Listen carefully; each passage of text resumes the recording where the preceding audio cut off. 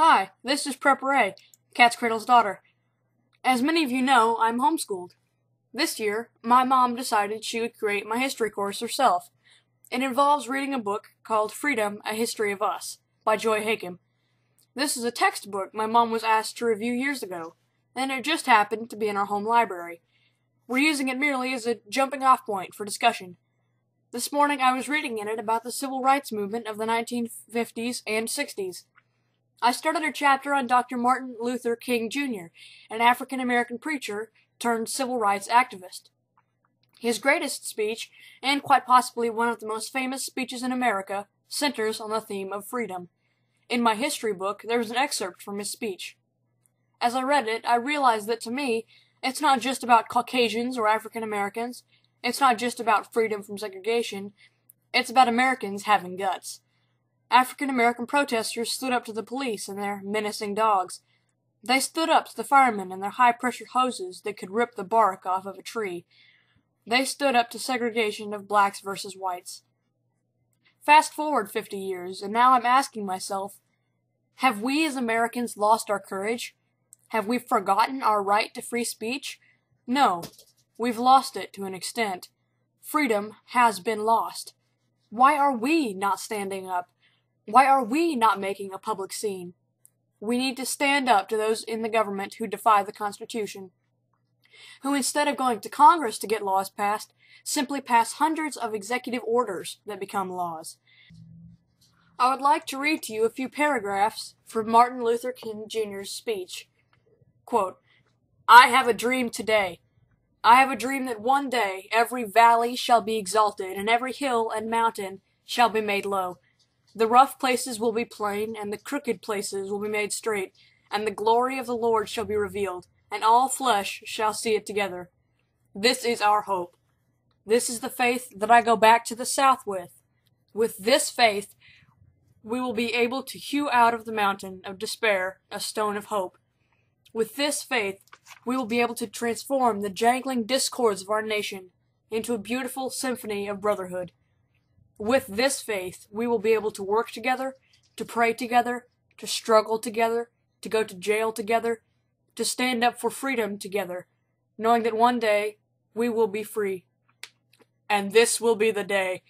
This will be the day when all of God's children will be able to sing with new meaning, 'My country 'tis of thee, sweet land of liberty, of thee I sing. Land where my father died, land of the pilgrim's pride. From every mountainside, let freedom ring. And if America is to be a great nation, this must become true.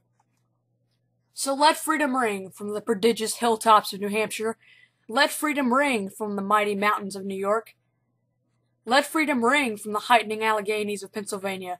Let freedom ring from the snow-capped Rockies of Colorado. Let freedom ring from the curvaceous slopes of California. But not only that. Let freedom ring from Stone Mountain of Georgia. Let freedom ring from Lookout Mountain of Tennessee. Let freedom ring from every hill and molehill of Mississippi. From every mountainside, let freedom ring.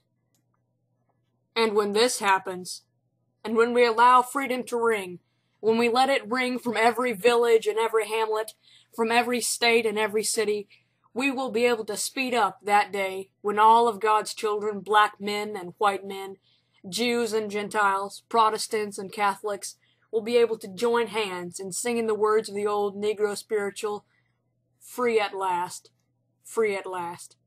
Thank God Almighty, we are free at last." End quote. Dr. King's message was about freedom from oppressive segregation in his time. Now it can be applied to freedom from oppressive government in our time.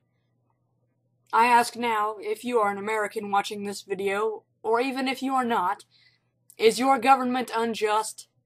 So was slavery. Do you feel like your rights as a human being are being infringed every time you go to an airport? African Americans sure felt that way when they couldn't enter restaurants, go to certain schools, or even drink out of the same water fountains that were being used by people with white skin. Can we apply this speech to our lives today, in this country, on this planet? I say yes, we can. I feel very passionate about this subject, and especially about what I studied today. If this message resonates with you as well, please share it. The desire for freedom has motivated Americans in the past. This desire was pure and honorable. Today, the desire is of greed and for power. This desire is neither pure nor honorable. Freedom in this country is fading. Let every man that hath been warned warn his neighbor. This is PrepperA.